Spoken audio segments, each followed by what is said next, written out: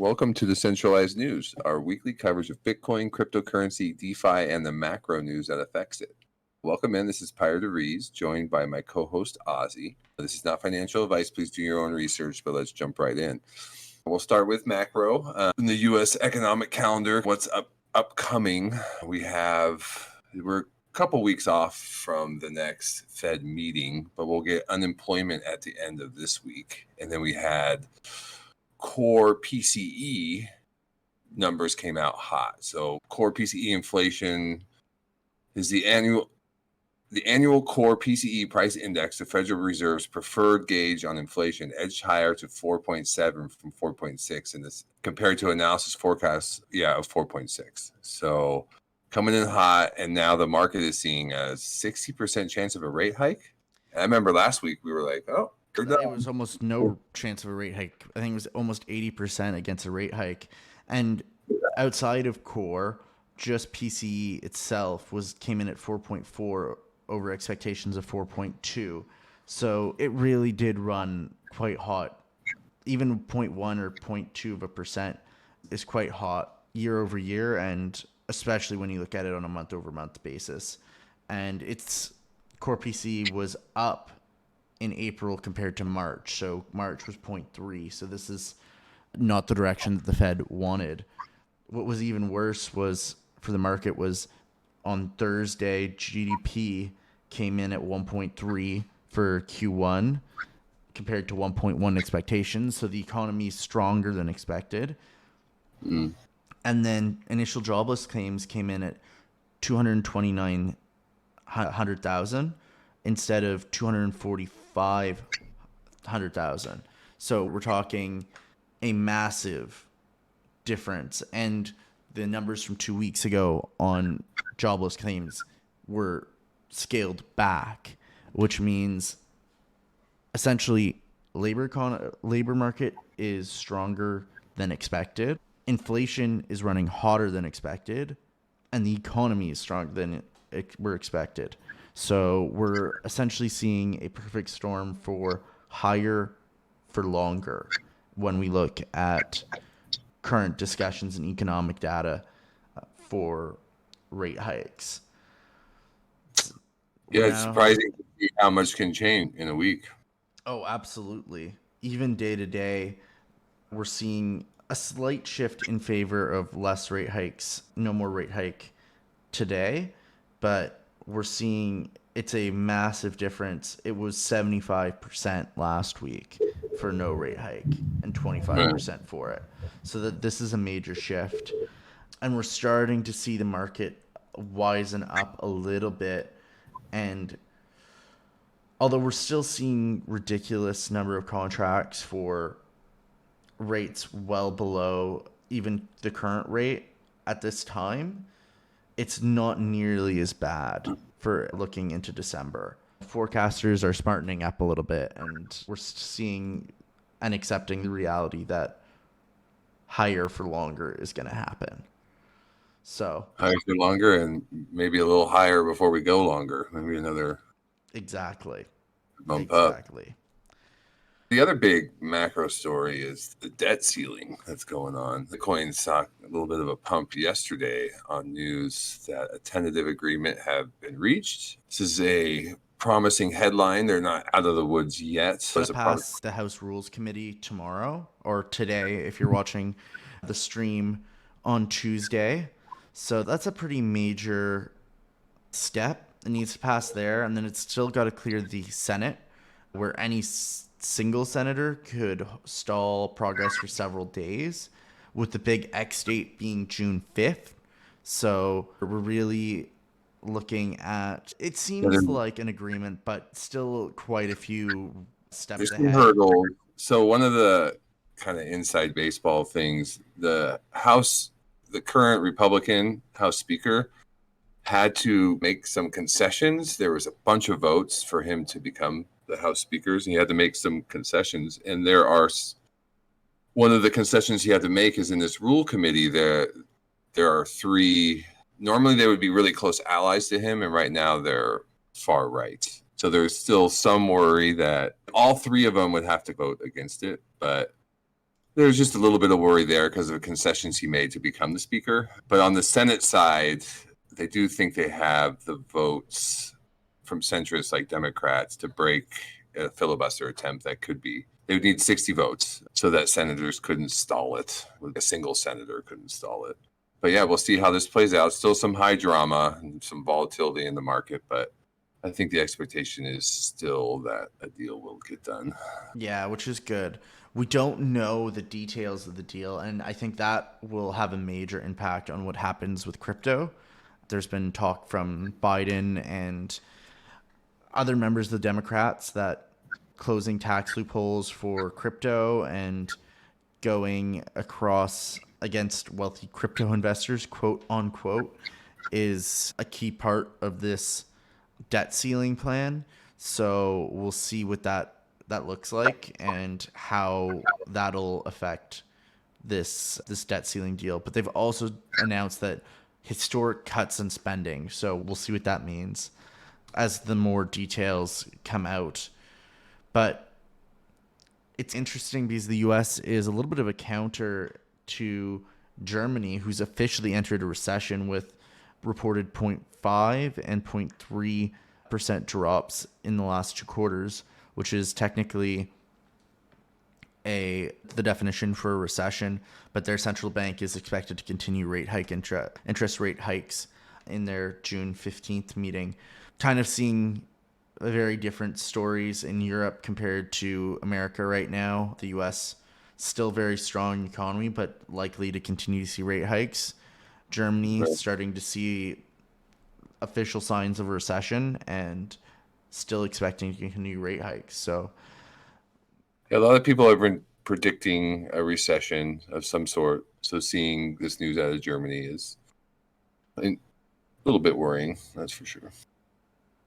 Yeah, it's definitely not guaranteed because of just the strong performance that we are seeing out of the US right now, but it's not a good sign. However, we've also had other news on the US front, lots of other news. If we look, Ron DeSantis has officially launched his presidential campaign in a Twitter Spaces event with Elon Musk. Pretty exciting. Yeah, last Wednesday. So that was very interesting. And it wasn't just that it was held on Twitter Spaces, but it was also launched with the promise to protect Bitcoin. He essentially said that Biden has it out for Bitcoin and that if it continues, then, the US will probably kill it, Bitcoin, at least within the US. And so that was very interesting. Did not seem as crypto literate as Robert F. Kennedy, who we've talked about a few times on the show, but yeah, the quote of "people can Bitcoin" just sounds odd to hear. Exactly. It's said like that. But mostly he just doesn't want to infringe on your rights and believes people have a right to the market, which is what I want to hear. But it's nice to know that. So like in the state primaries, a lot of states have closed primaries. So you can only vote for candidates in the party that you're registered to. So the fact that there are pro-crypto candidates on both the Republican and Democrats, even if they don't beat out Trump or beat out Biden, the fact that they can influence the election and show that there are single issue voters out there could be a powerful thing. Absolutely. It'll be very interesting to see how this all plays out in the next coming months and in the primaries. Yep. Other things in U.S. news, Texas has passed a proof of reserves bill for centralized exchanges.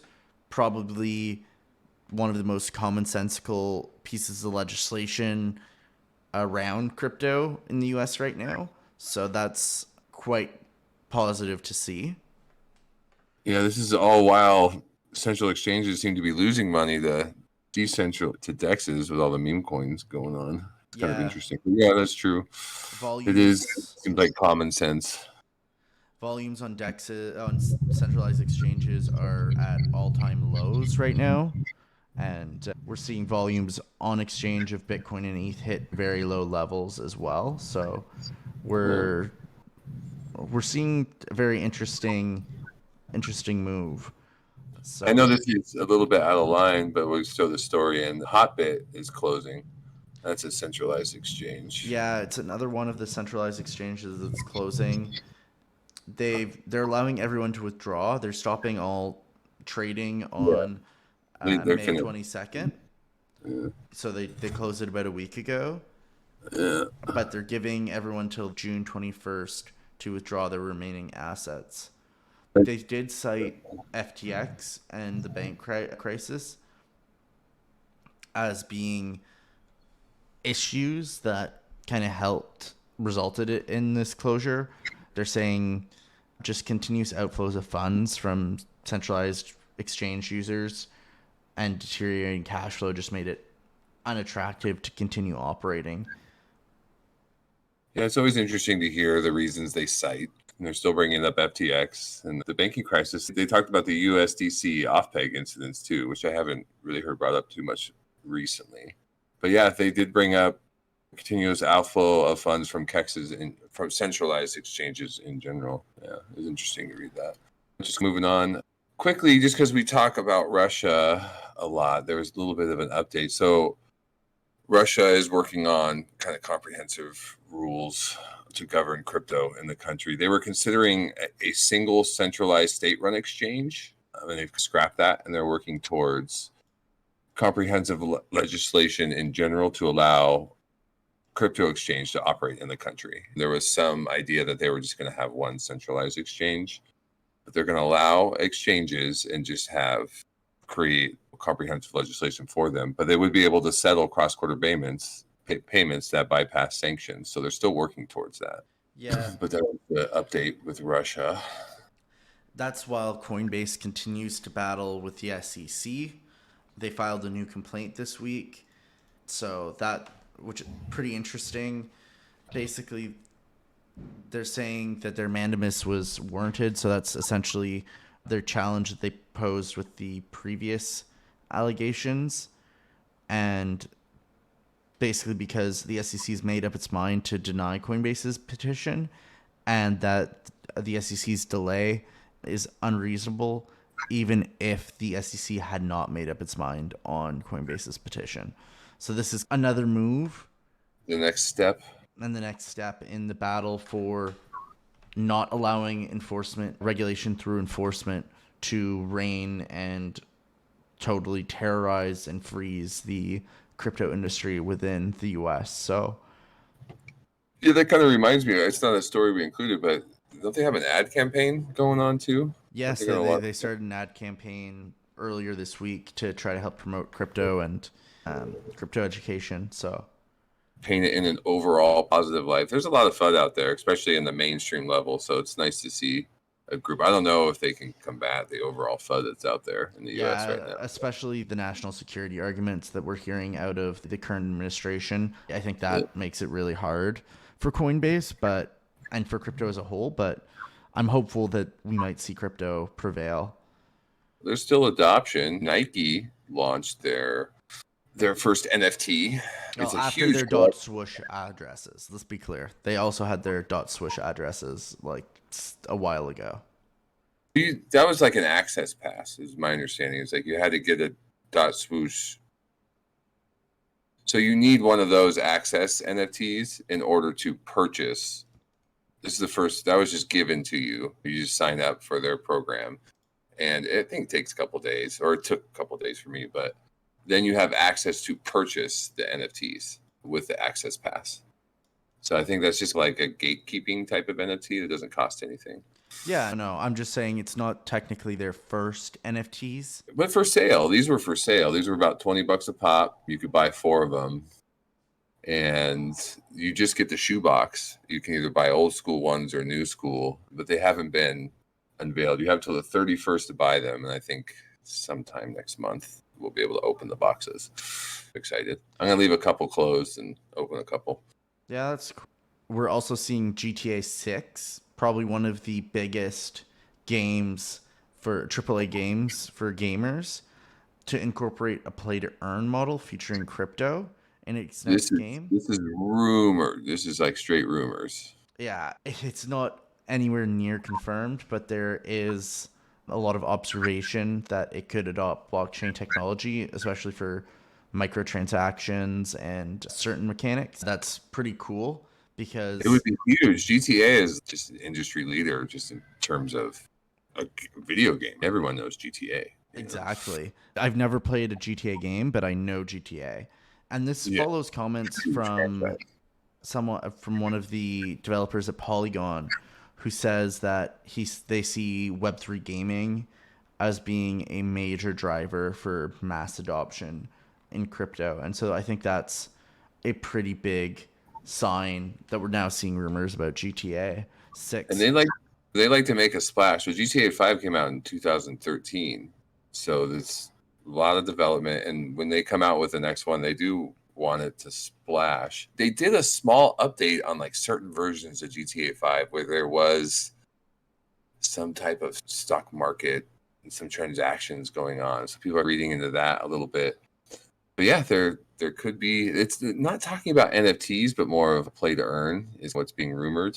But that you could cash out in the real world is the rumor. So Pretty cool to see some talks about mass adoption. yeah, That 2024. We gotta wait till next year, but that would be a fun one. Yeah. What's also interesting is we're still seeing CBDCs move forward. Visa and Microsoft, amongst others, are joining the Brazilian CBDC pilot. So this was just announced, and the central bank had published their final list of participants. So we're seeing payment systems like Visa already get involved in this. And if Visa's getting involved, MasterCard sure is going to try to get involved in a different one to be absolutely sure. And so it will lead to adoption of CBDCs if it will make these MasterCard and Visa massive companies money. And unfortunate news, but also adoption news at the same time. If you have to see like a CBDC project really take off in terms of the network effect, so that's encouraging. Yeah. And we know it won't happen in Florida. Yeah. Yeah. If it comes from the legislature, they would have to accept it. But Yeah.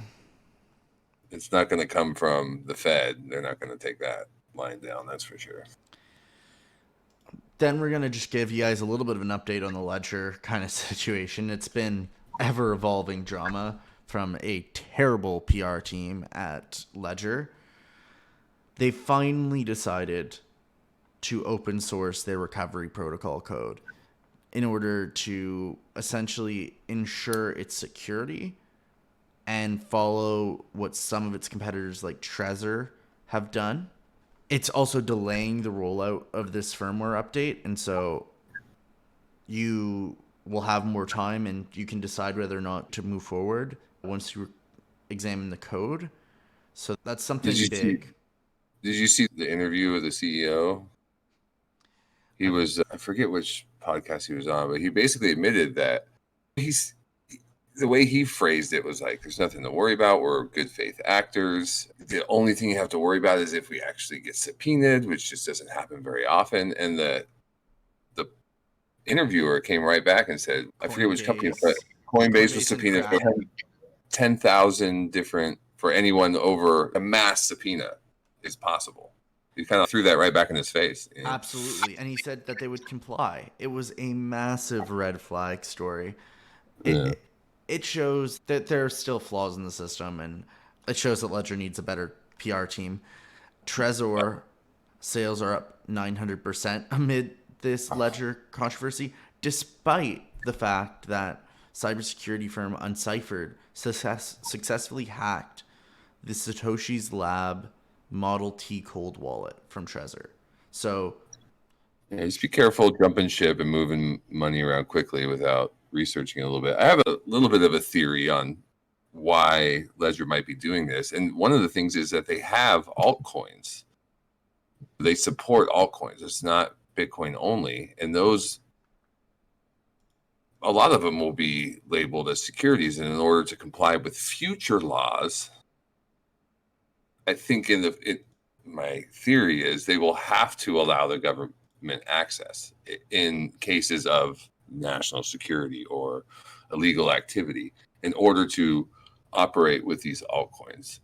But this is just a theory. Like long term, they want to keep the altcoins and things like that on their system, and in order to comply with what's going to be the future regulations, basically the government's only going to allow it if they can have access to it and shut it down. I don't necessarily agree. I think it's more of a move towards mass adoption and allowing people to recover their money just like they can recover their password to their bank account. Yeah. That's, to me, the more straightforward understanding of what's happening is right now, if you lose your keys, you're screwed. And most people, there are a million reasons why they could potentially lose their keys. And so Ledger is just trying to prepare to be there and allow these people the ability to adopt crypto and use cold storage while not having to worry as much about their keys. And most people in the future will not care about it as much as a lot of us early adopters. Yeah. But in terms of early adopters, it definitely got me thinking about what I'm using to secure my bags, Bitcoin bag or whatever. But I never really considered a Bitcoin only cold storage wallet. It's definitely got me thinking about that. But especially seeing this story about Treasure, it's not necessarily like I want to rush into it. But there was a couple that I'm reading about. But the things to consider, is it Bitcoin only and open source? Like, is the code open source so it can be verified? But Blockchain Jade is an open source one, and Cold Card seems to have a pretty good reputation. But like I said, just doing research, not making any major moves. Yeah, and we'll move on to two last exchange stories before we hop into a little bit of chain news. Looking at Europe and regulation, they're really stressing the importance of how new rules are going to curb leverage in crypto trading for funds, exchanges, and users. So they're really targeting leverage.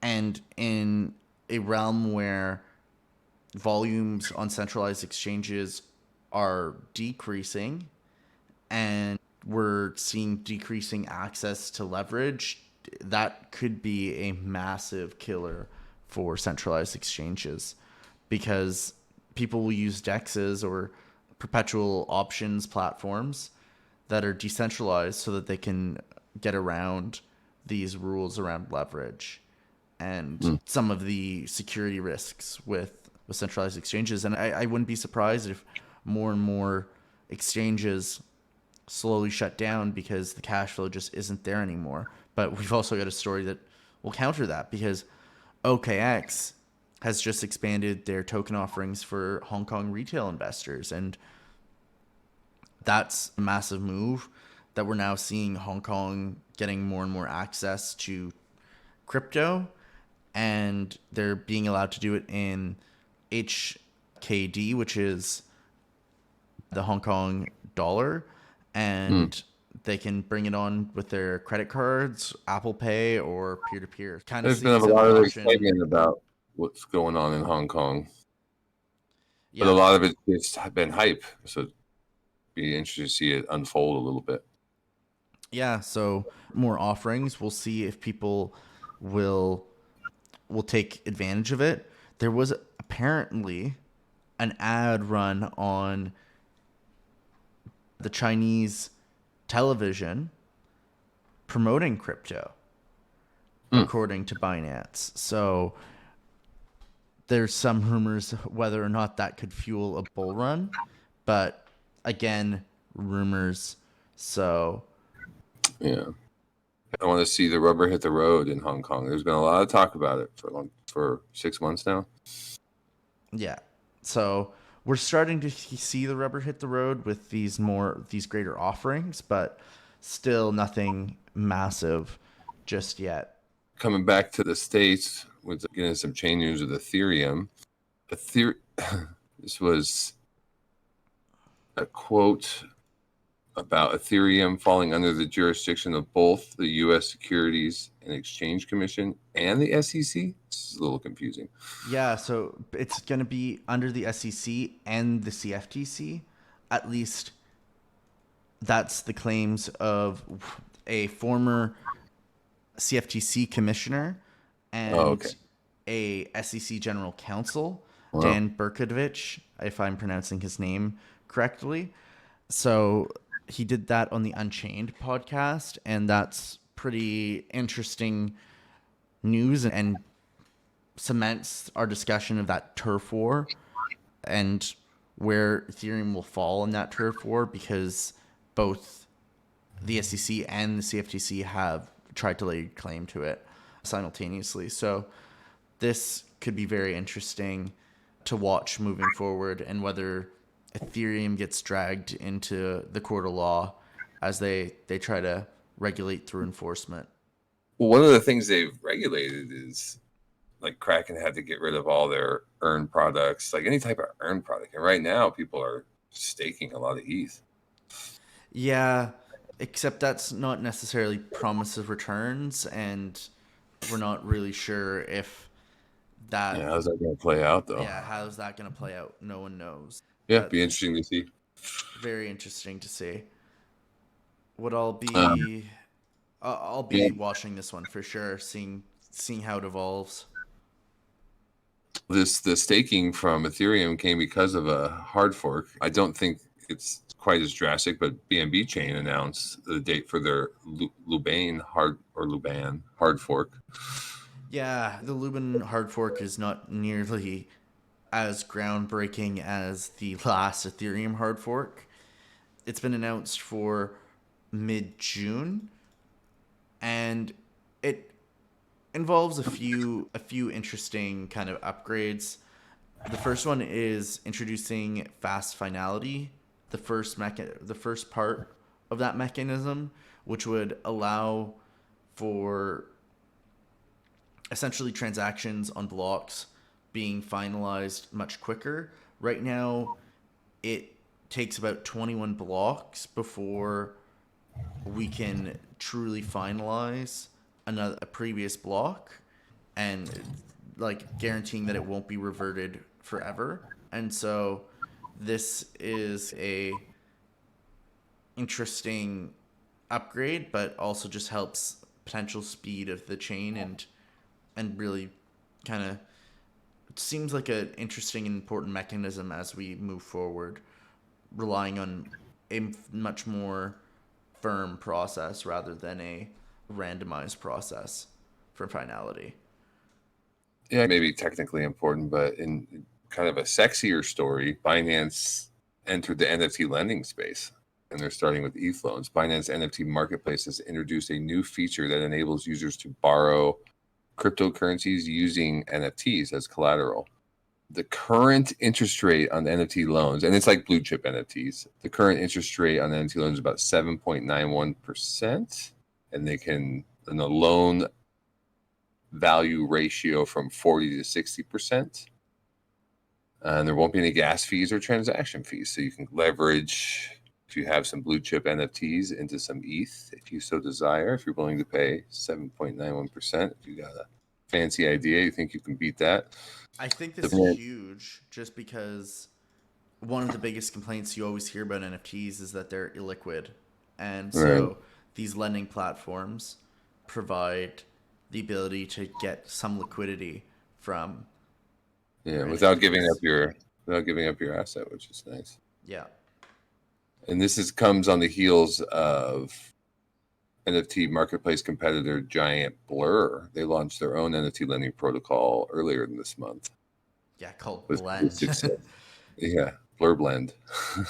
So it's pretty interesting, and I think OpenSea's been talking about launching something similar. Cool to potentially provide some extra liquidity to these blue chip NFT holders who might be holding $2 million in value in a Bored Ape Yacht Club or otherwise, and even being able to pull out 40 to 60% of that could be quite major for these NFT holders.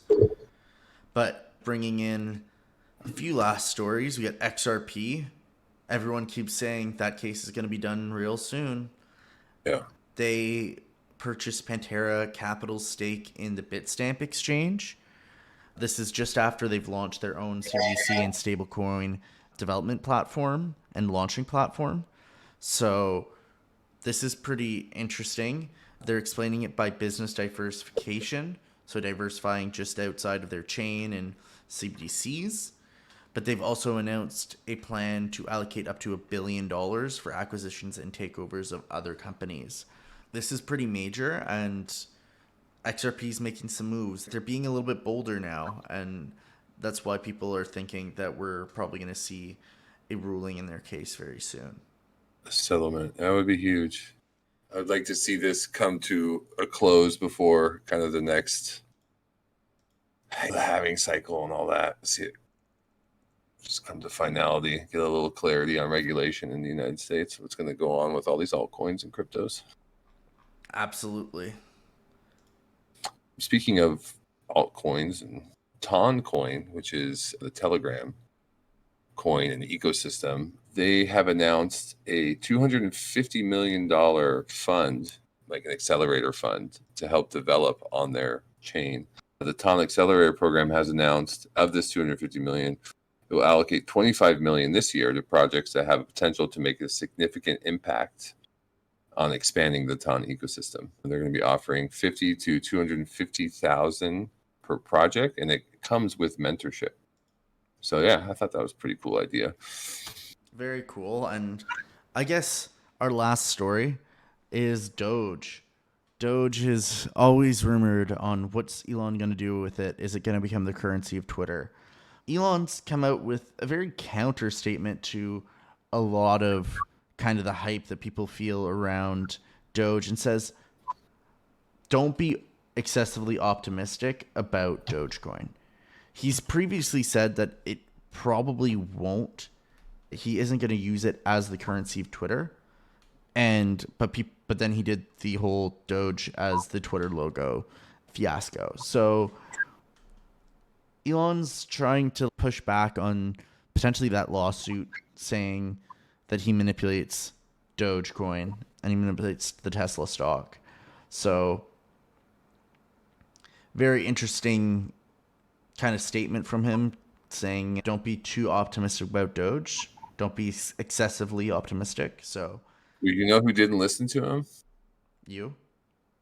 No, not me, but people in the Dogecoin ecosystem that love meme coins. Because this is just breaking today, but following the increased popularity of Bitcoin's BRC20 tokens, Doge enthusiasts implemented a similar model named DRC20 tokens. So they've had some huge hype the last couple of days. I haven't looked too much into it, but yeah, just more tokens. More tokens, more meme culture.